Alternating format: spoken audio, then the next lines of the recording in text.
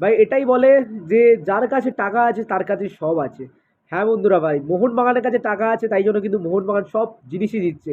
যে কটা টুর্নামেন্ট খেলছে মোহনবাগান সেই কটা টুর্নামেন্টই সব জিতছে। বাদবাকি টিম কেন জিততে জিততে পারছে না ভাই? তাদের কাছে টাকা নেই ভাই। তাদের কাছে টাকা নেই বলে তারা নাকি জিততে পারছে না, এরকমটাই কিন্তু অনেকজন বলে থাকে। তো যাই হোক ওইসব কথা বাদ দিচ্ছি ভাই। আজকের কিন্তু খেলা ছিল মোহনবাগান ভার্সেস কিন্তু ক্লাসিক এফএ, যেটা কিন্তু আরএফডিএল এর ফাইনাল ছিল। আর সেই ম্যাচে কিন্তু মোহনবাগান একটা সুন্দর জয় কিন্তু তুলে নিয়েছে। এবং আইএসএল এর সাথে সাথে কিন্তু এবার আরএফডিএল চ্যাম্পিয়ন হয়ে গেল মোহনবাগান।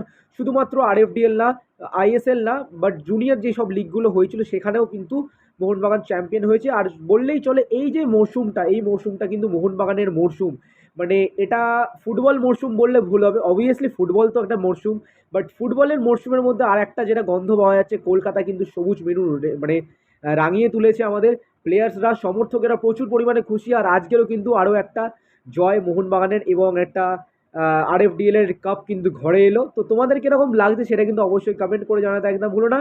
আর ভাই টাকা আছে মোহনবাগানের কাছে, তাই তো ভাই? নক নক, কিছু মনে পড়ছে?